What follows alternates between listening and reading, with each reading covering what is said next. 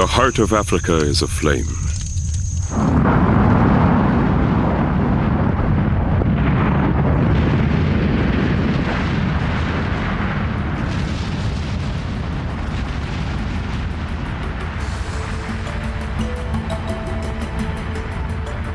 Lava is the hot blood of a land alive to its very core. A land that lifts itself into icy climbs 3 miles high and plunges back into the abyss.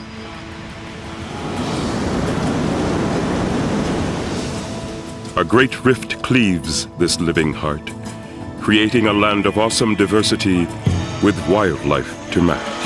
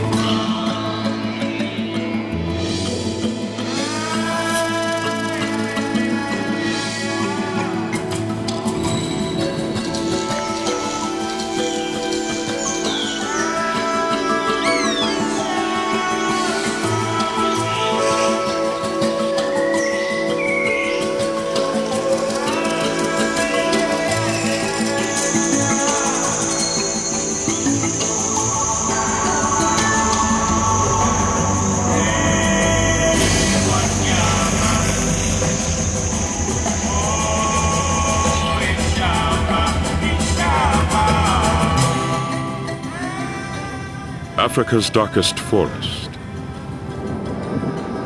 its deepest lake, and its highest mountain range all lie within the living heart of a land caught in the act of creation. A land of extremes, of ice and fire, fire and ice. Volcanoes are just the most dramatic part of the violent geologic upheaval that is the Great Rift. But without the rift, Africa's heart would probably be empty, as flat and dry as Australia's. The Great Rift is a tear in the continent, formed as underlying tectonic plates move apart. Mountains are forced up, catching the wind and generating rain.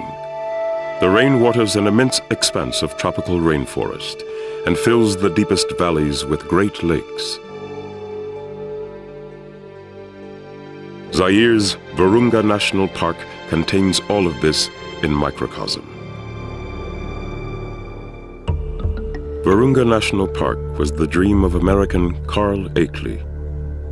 Akeley revolutionized natural history museums, sculpting exact replicas of animals and grouping them in their natural settings. He also invented the first movie camera designed for use in the field. Meandering in Africa is the film he made of his 1921 expedition to the far reaches of the Congo, in search of the elusive mountain gorilla.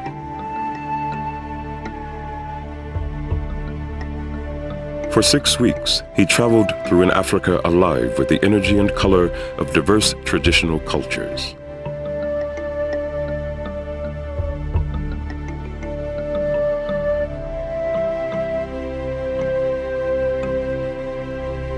He steamed up the Lualaba, a tributary of the wide and wild Congo, to a place where the only white men were missionaries or big game hunters.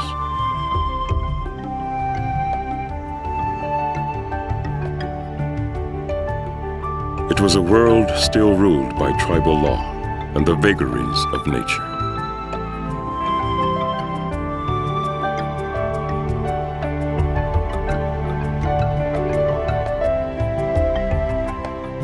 Local tribes were employed by Akeley to convey the expedition to a remote volcanic wilderness that today lies along Zaire's eastern border. Big game hunters had shot gorillas there.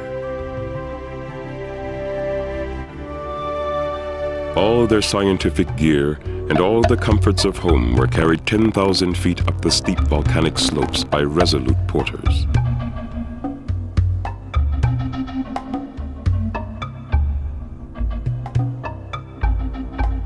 Akeley felt the days he spent in search of gorillas were the most difficult in his life, but they proved worth it.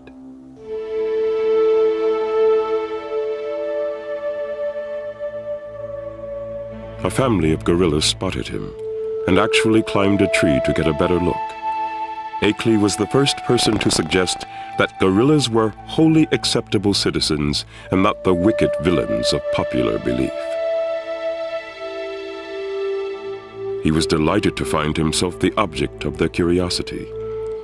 Believing them the closest akin to man, he even tried to begin a conversation with them, but they bolted.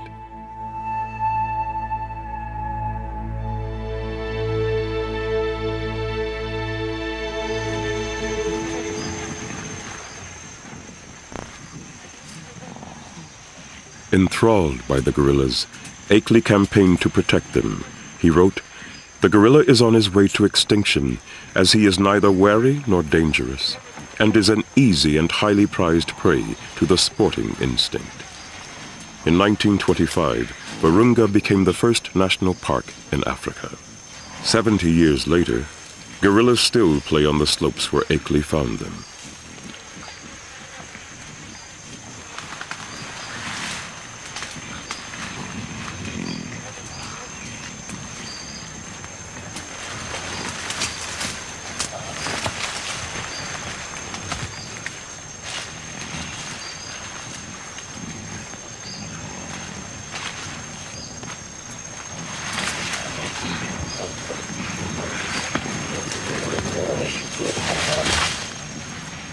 Akeley predicted, "Were the gorillas protected, I am certain they would become so accustomed to man that they could be studied in their native surroundings."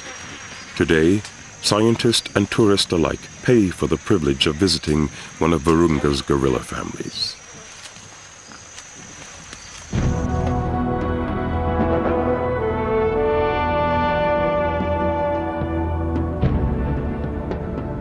Originally, the park covered just the gorillas' volcanoes, but thanks to Akeley's vision, its borders were extended 100 miles north to the very top of the Ruwenzori's, the fabled mountains of the moon. Their glaciated peaks rise more than 15,000 feet into a world of clouds.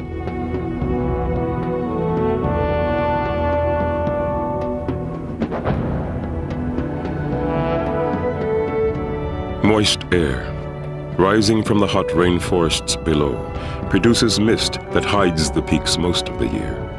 Several expeditions passed by before Stanley finally saw them in 1888 and reported that the legendary mountains of the moon, the mythical source of the Nile, really did exist.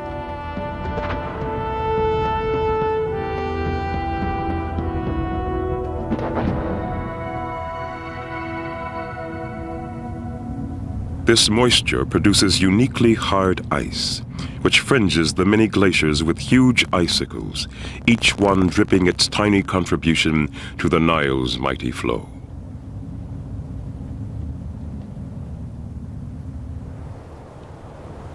Every dawn finds a world wrapped in winter. Here plants have evolved into giants and wear furry leaves for insulation. Some plants even produce a kind of natural antifreeze. But when the sun finally breaks through, a splash of tropical color comes alive.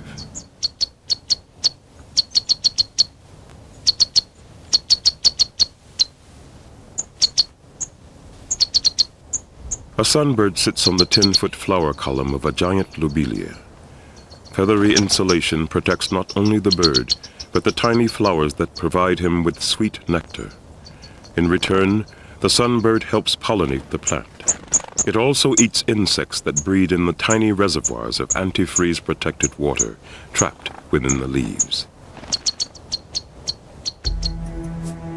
The strange plant life of the Ruinzoris changes with altitude. Everlasting flowers, 15-foot lobelias, and the spiky crowns of giant groundsels dominate life in the freezing mist above 12,000 feet.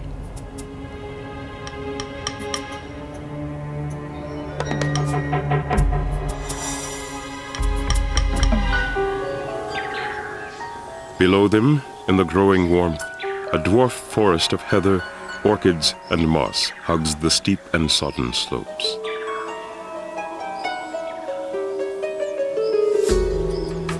Africans have named it the place of the beards. Scientists call it elfin forest. Moss cushions every surface in the mist, but there is little animal life to add to its charm. Lower still, closer to the tropical heat, wildlife, often of a kind found nowhere else, finds a home among trees of more familiar shape and size. Colors are muted by the mist, but flash brilliantly in the rare shaft of sunlight.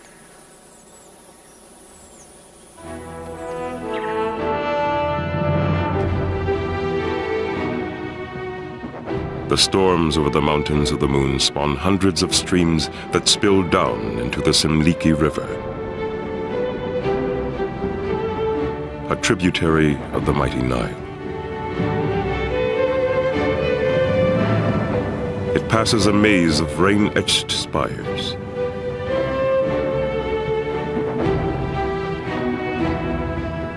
On its journey through Virunga Park, the Semliki River skirts a great rainforest and meanders through palm trees.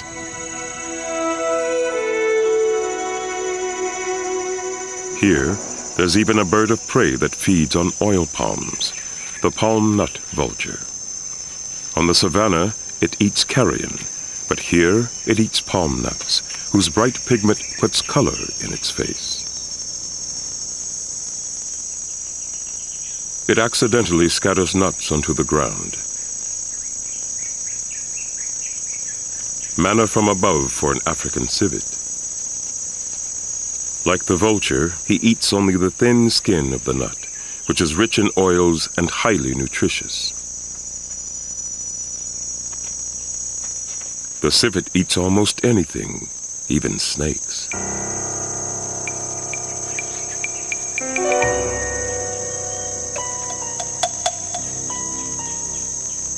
The tiny cobra raises itself to meet its outsized opponent.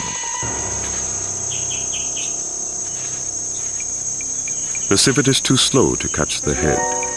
He needs to land a body bite so he can shake the snake to death.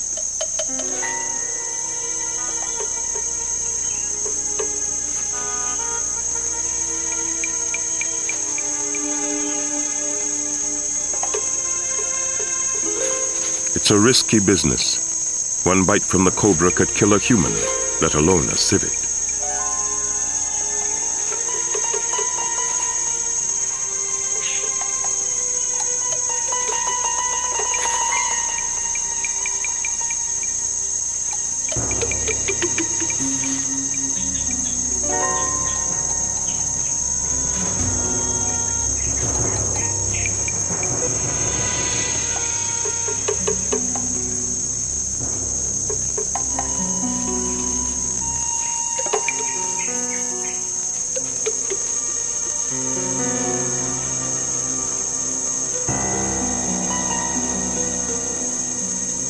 The civet moves on.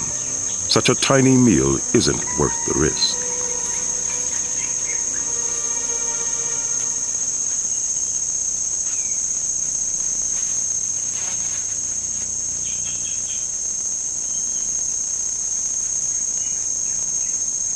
The Great Semliki flows for miles through these forests of palm trees. They supply food to a host of creatures, monkeys, squirrels, and birds. The palms are the setting of one of the world's strangest nests, that of the palm swift. Using their saliva, the birds glue a tiny pad of their own feathers onto a palm frond. The pad hangs vertically, so the eggs too are glued on with saliva and dangle precariously in space. The swifts themselves are perfect flying machines, spending their lives on the wing. They land only to sleep or to tend their chicks.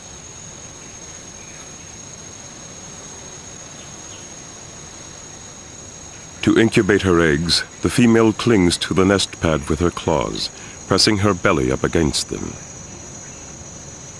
When she needs to feed, she simply drops away into flight. The hanging nests are hard for predators to reach, but on windy days, one or both of their eggs are often lost.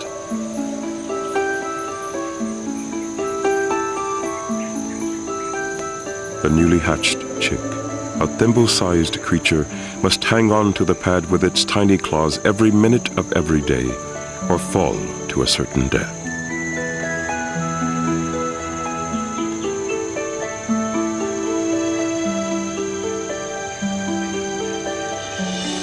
Its parents are combing the skies for insects at 80 miles an hour. They visit the nest some 20 times a day to regurgitate food for the chick.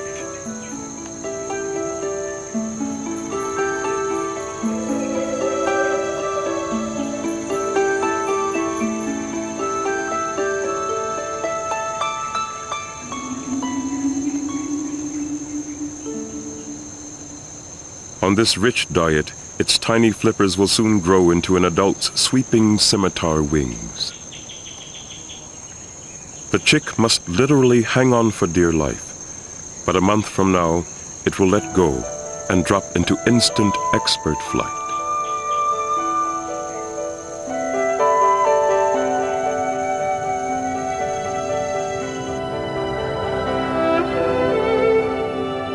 Eventually, the palm grows thin out as savanna replaces the forest.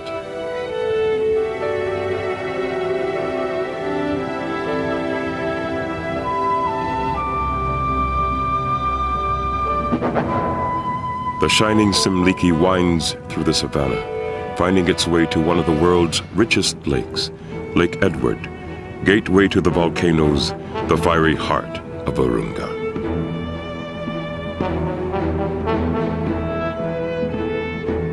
Nestled against the western wall of the Great Rift Valley, the waters of this lake breed a strange spectacle. When the lake flies hatch, their mating swarms make it look as if the lake itself were on fire. They rise from the surface in their countless millions, a feast for birds and fish.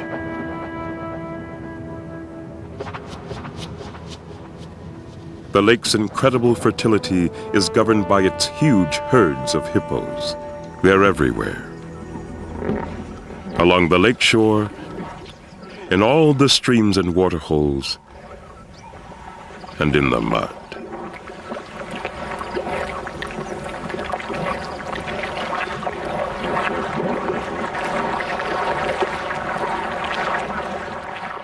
Hippos spend most of their daylight hours like this. Their skin loses moisture quickly, and they would soon dehydrate without their wallows. In some places in Virunga, wallowing turns into a beautifying mud bath. Along the banks of the Rutsudo River, deposits of fine white clay turn the hippos into living art on an epic scale.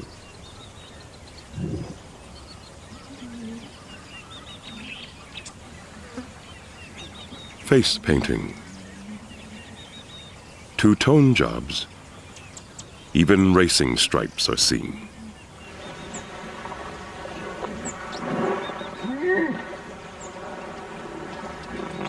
A quick dip, and the slate swiped clean.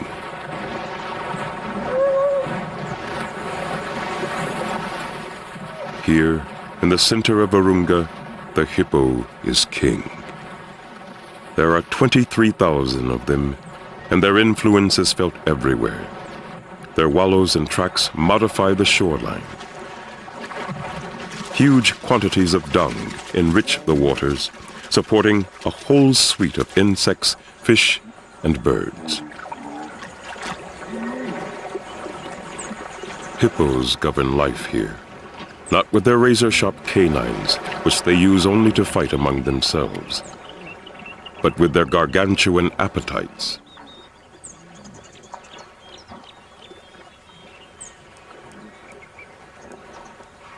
Hippos graze with their sharp-edged lips, cutting a 2-foot swath like living lawnmowers.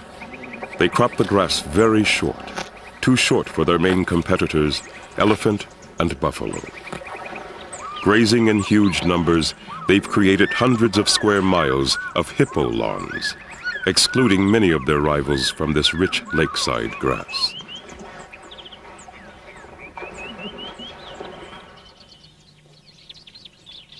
But hippos have delicate muzzles.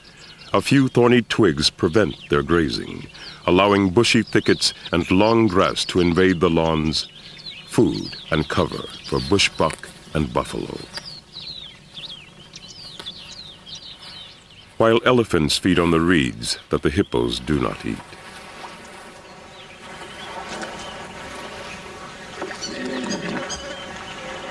The hippo's influence on both land and water help make Virunga a richer, more varied place. Another reason for the variety is that here, where forest meets savanna, animals characteristic of both habitats are found. There are 2 kinds of buffalo here who often herd together. The Cape buffalo, a creature of the plains with wide and heavy horns, and the forest buffalo, small and reddish, with horns better shaped for getting between trees.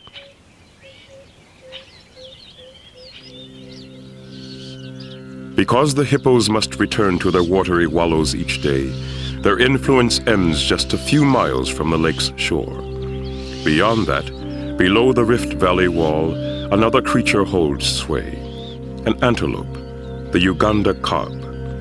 Here, on a traditional mating ground called a lek, the finest males concentrate to compete for mates.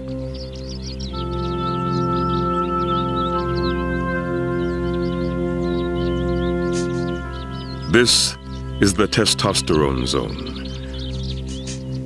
Uncomfortably spaced, less than 50 yards apart, each male poses conspicuously, a living billboard for himself.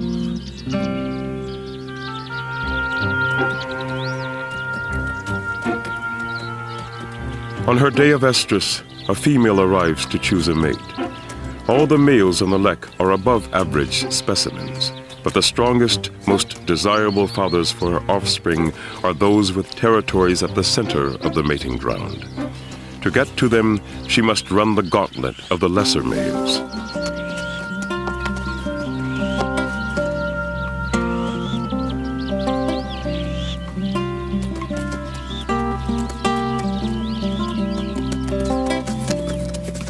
She gives him the slip, but as she gets closer to the center, the males become higher ranking, more worthy of her consideration.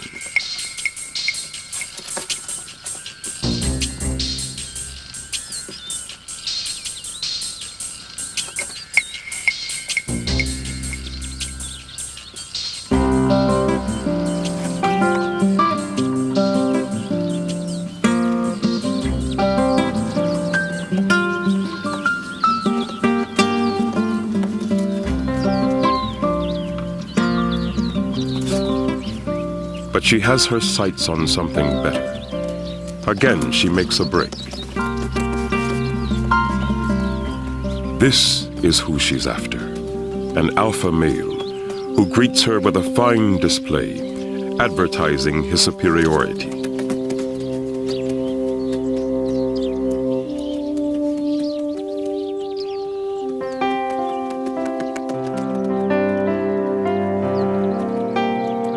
This time she mates willingly. It's all over in a matter of seconds. Male mating privileges come at a price. These core territories are won and kept by fierce fighting.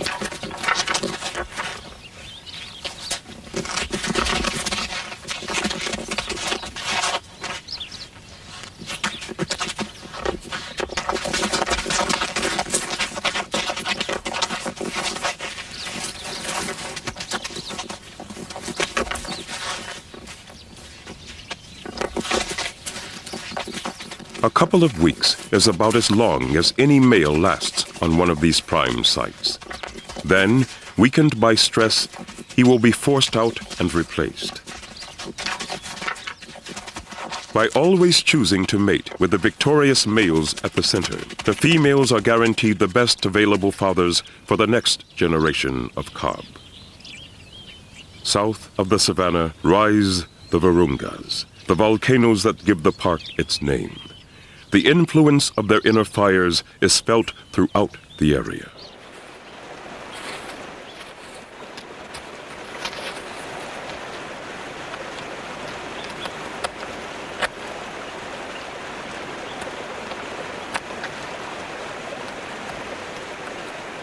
Hot springs emerge in many places, and as there was life on the mountain tops at freezing temperatures, here life blooms at the boiling point.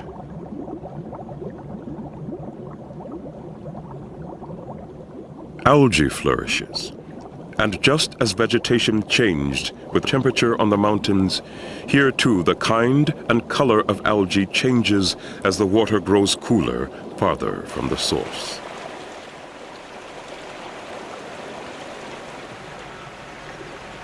Some hippos seem to enjoy a hot mud wallow, especially the old rheumatic ones. These have moved as close to the hot spring as is comfortable. Reptiles work more efficiently when they are warm, so a morning visit to the springs gets a monitor lizard quickly up to operating temperature. But experience and caution are needed. This younger, less experienced monitor went in too close to the source and was boiled alive. And he is not alone in his gruesome fate. Life here must be a series of small, careful moves. Not easy if you're a jumper.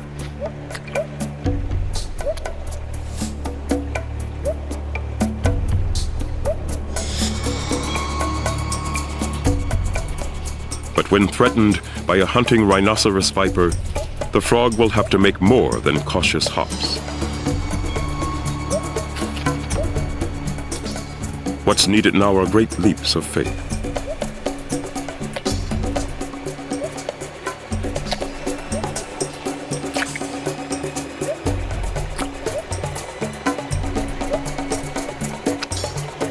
There are only a few spots where the water is fatally hot and the frogs usually make it across. But this one is caught between a snake and a hot place.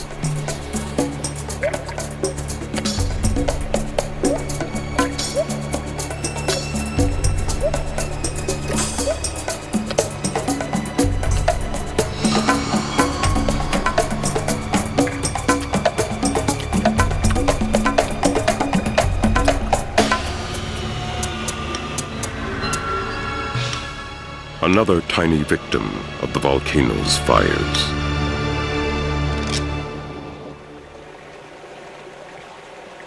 Steam gushing from the ground around the volcanoes is common, but every few years, somewhere in the lush forests surrounding their base, something more sinister starts to drift up from the earth.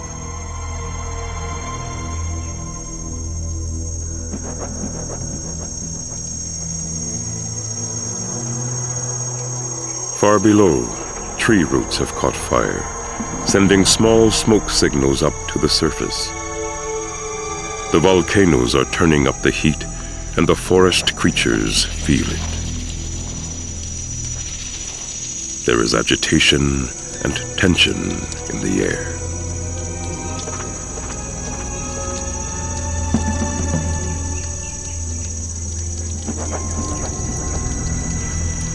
Their world is about to explode.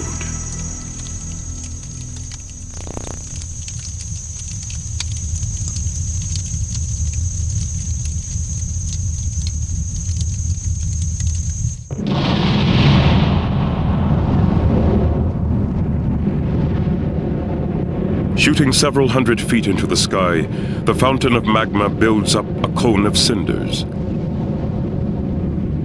When the crater inside the cone fills with lava, it pours out over the rim. Rocks the size of a church tumble into the river, melt, and are carried away.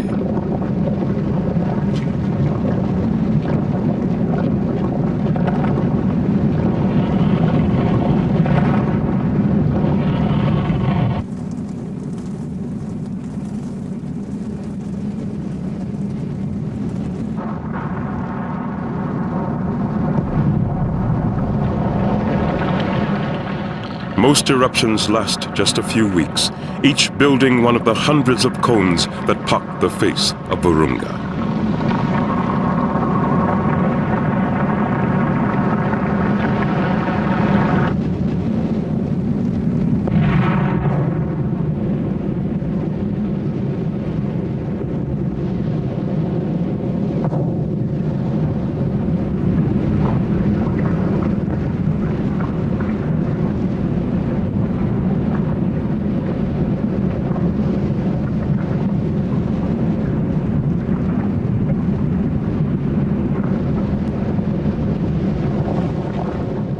Large animals can flee, but everything else is swept away by these great rivers of fire.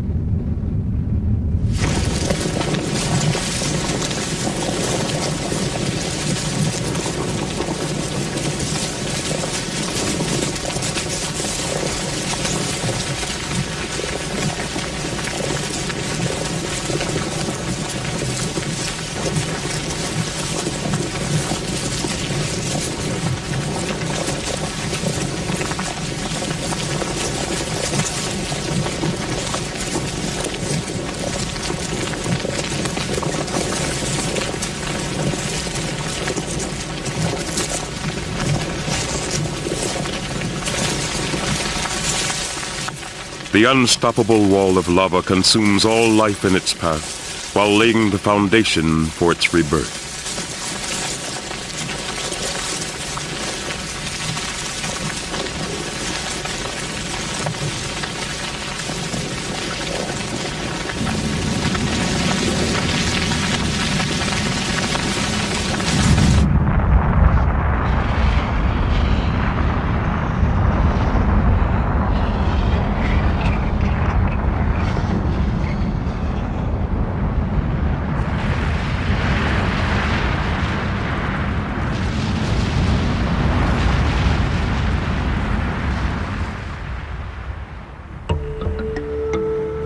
It looks like Armageddon, but the volcanic ash is rich, and generous rains feed the regrowth.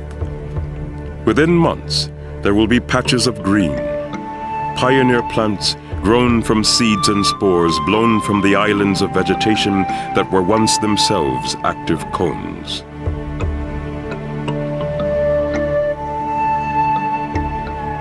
For the volcano preserves even while it destroys. The cones, once the source of all the destruction, become covered in forest. In future eruptions, they'll provide a refuge to plants and animals, safety on high ground above the lava's reach. Some of the bigger and older islands are home to bands of remarkable refugees.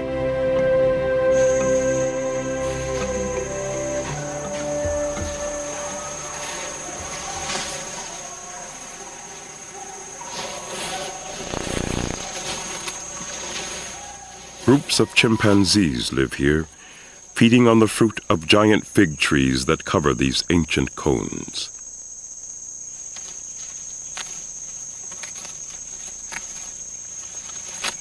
Food is not a problem here, but water is. The volcanic ash is completely porous, and there is no surface water at all. So on their daily rounds, the chimps visit hollow trees that hold rainwater and dip for a drink.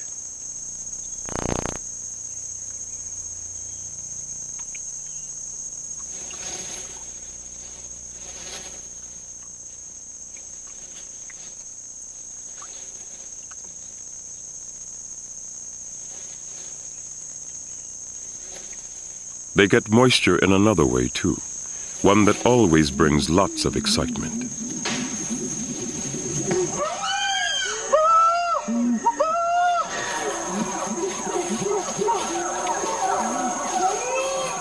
The cause of this display, part fight, part celebration, is the discovery of some large, juicy tubers. The chimps dig them up and chew them for the moisture. They will even carry them around all day, using them like water bottles, nibbling a bit whenever they get thirsty.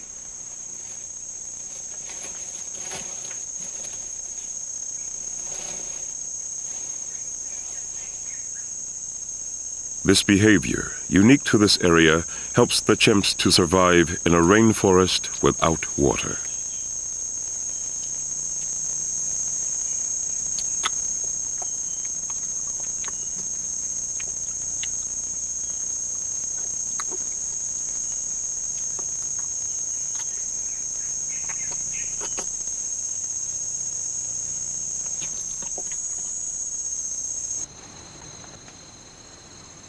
The living and the dead keep close company under the volcano's spell. Everywhere there are reminders of their destructive power. Fast-flowing lava splashing up trees left this forest of 8-foot casts. Some Africans call them the soldiers, a fossilized army frozen in time and space. They make perfect guardians for the most bizarre places in Virunga.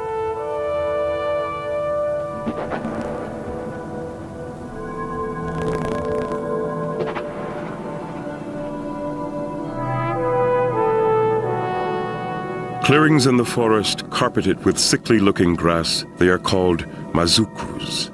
They harbor a strange and lethal secret.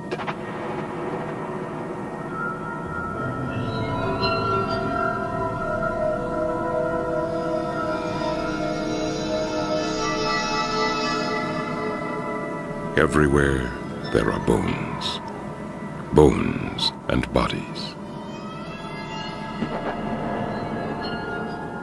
Bats,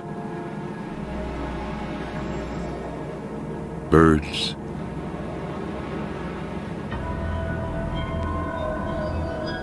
butterflies and buffalo.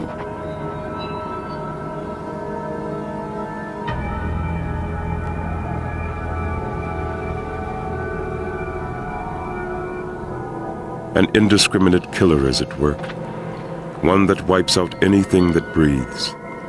Old mummified bodies lying next to those that died just yesterday.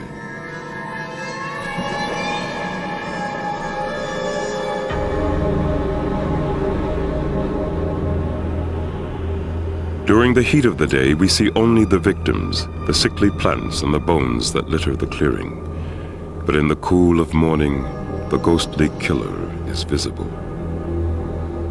It is pure carbon dioxide, the fatal breath of the volcanoes.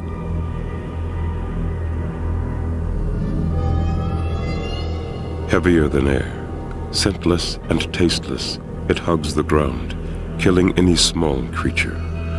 Large animals are attracted to the grass that is never grazed, and with their heads lowered to eat, they too die after a few breaths. The carcasses attract scavengers, vultures and jackals whose own bodies join the collection. Only in the heat and wind of the day, when the gas rises and disperses, is it fairly safe to enter a mazuku.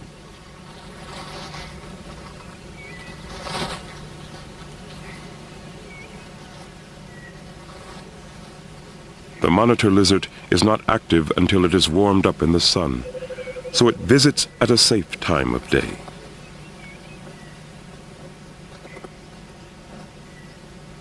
But the dead snake it can smell is in a depression where the gas emerges and persists even in the heat.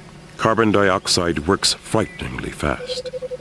The lizard takes a breath, feels the lack of oxygen, so takes another, deeper one. Its tongue and mucous membranes already turning blue from anoxia. It is fast running out of time.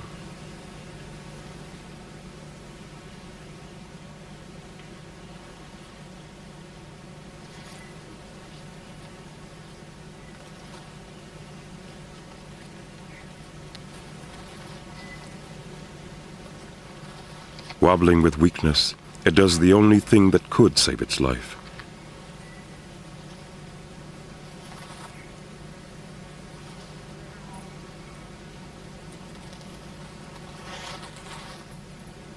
It doesn't have the strength to climb out of the depression, but it has got its head above the level of the gas.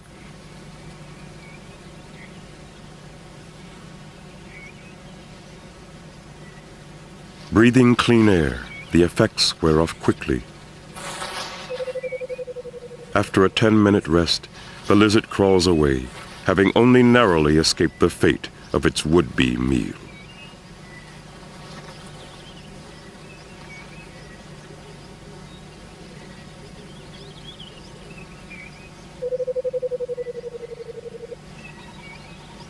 Here on the edge of the savanna, palm nut vultures often feed on carrion. In the early morning, one is attracted to the body of a young cob. Already slightly affected by the gas, it hops down to the carcass and is immediately in trouble.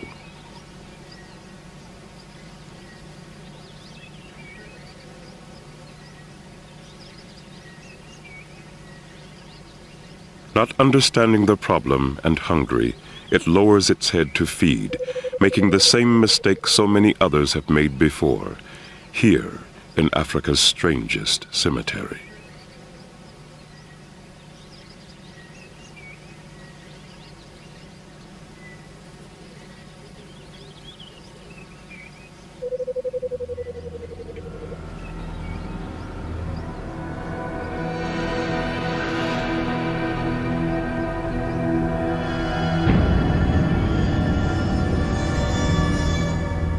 The following morning, when the ghostly killer hides from the warming sun, the vulture has joined the cob in the dreamless sleep of the Mazuku.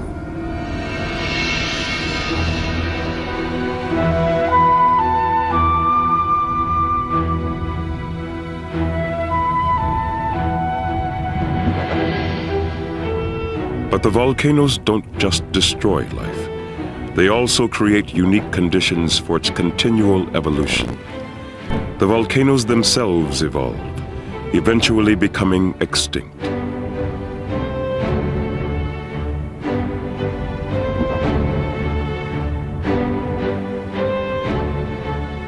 Their steep slopes become covered by a blanket of lush forest. Like the mountains of the moon, the Virungas are usually swathed in thick mist, mist that hides the park's most precious inhabitants, the mountain gorillas. Mountain gorillas live in family groups under the protection of a dominant silverbacked male. They have always been few in number, so any loss is sorely felt. But living under the park's protection, their numbers have grown.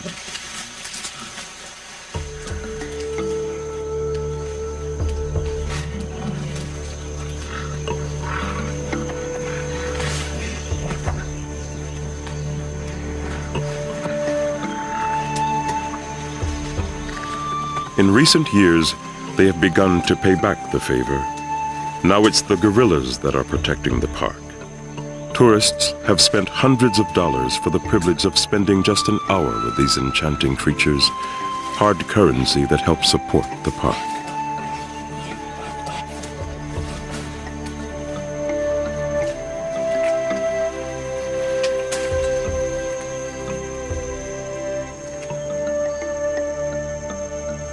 Because their vegetarian diet is so moist, mountain gorillas seldom drink.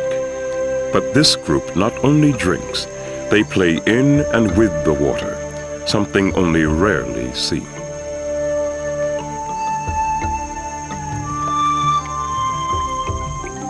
Perhaps leaves decomposing in the water have turned it into a tasty tea.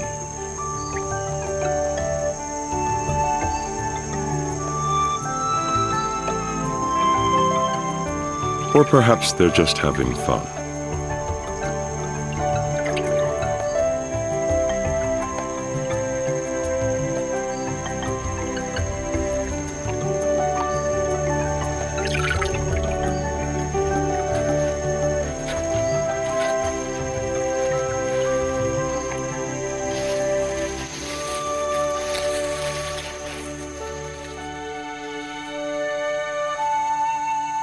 Scientists are studying the gorillas, trying to understand their behavior and their kinship with us.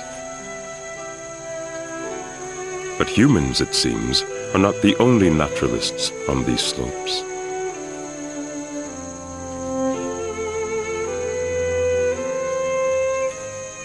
While their cousins, the chimpanzees, regularly eat small animals that they capture, gorillas don't behave that way. Intensely fascinated and amazingly gentle, gorillas see other animals as objects of curiosity, not as possible food.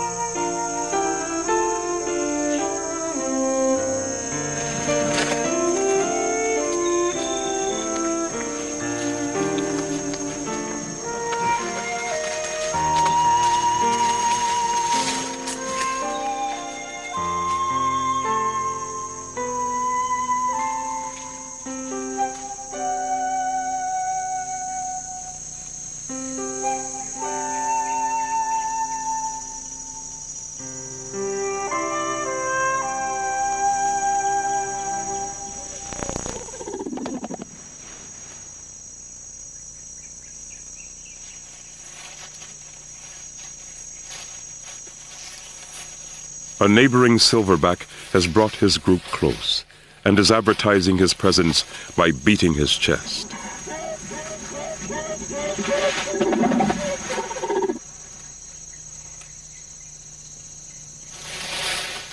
The resident male answers with a display of his own size and strength, prompting one of his females to give him a little hug, looking for reassurance.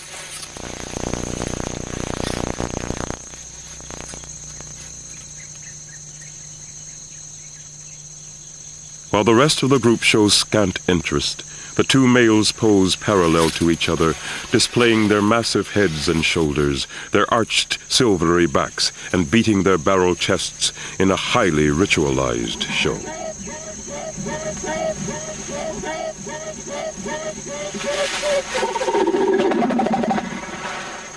These displays, wrongly interpreted by early explorers, gave the gorilla an undeservedly savage reputation. But when Carl Akeley met his first gorillas, he immediately felt their kinship with us. As soon as you have anything to do with the gorilla, Akeley wrote, the fascination of studying him begins to grow on you, and you instinctively begin to speak of the gorilla as he, in a human sense. In 1926, Akeley returned to Virunga, the park he helped to establish to study the gorillas. He camped in this glade, which he described as one of the loveliest and most tranquil spots in the world. Its serenity is soothing even today. But the park does lie along Zaire's borders with Rwanda and Uganda, a region with a turbulent modern history. Surrounded by people and their problems, the park's future is uncertain at best.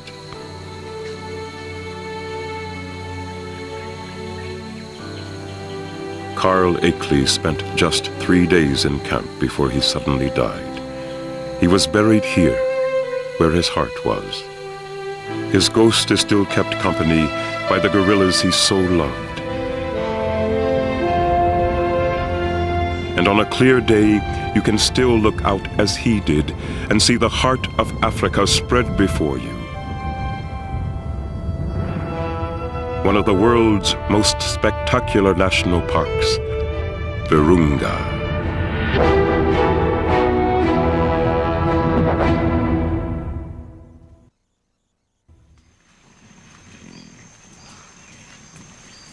Carl Akeley wrote, "Sanctuary is not sanctuary unless it is absolute." Akeley believed that Virunga National Park had saved the gorillas for all time, that the great silverbacks, like Rugabo here, would be left in peace to raise generation after generation.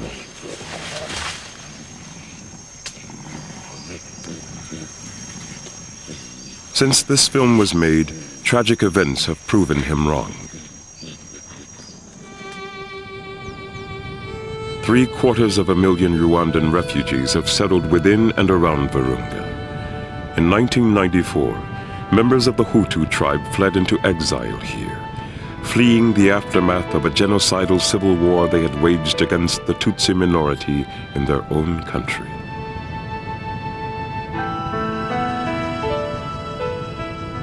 Stranded upon barren lava flows without even the basics of life, 50,000 died of disease in the first few weeks. As the dead were buried, so it seemed was Akeley's dream of protecting Virunga. Today a new generation is born that never knew life outside of the camps. But people need wood to cook with.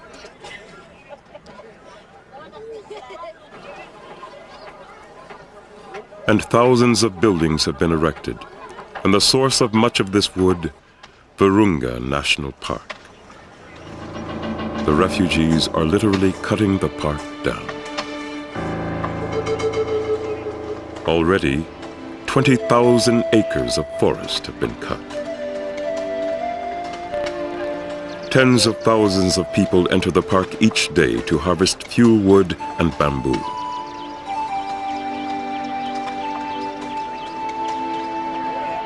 A commercial trade in wood has also sprung up, supported in part by the defeated Hutu army.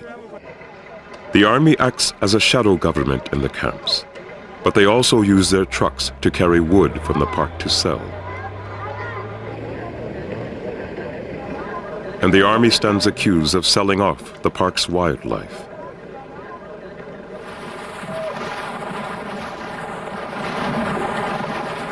Hippos are being machine-gunned and sold for their meat. Their bleached bones clog the shores which were once a living mass of animals. Their population has been halved. And 3 of the park's silverbacks have been killed.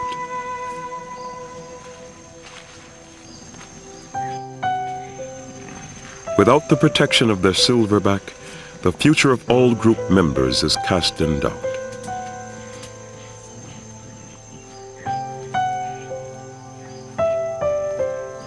Rugabo was one of those slaughtered.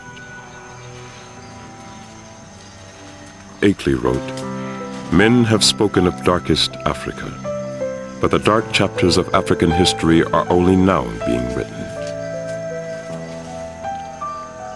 That is truer today than ever. Will the guerrillas survive? Only if Akeley's spirit survives in us all.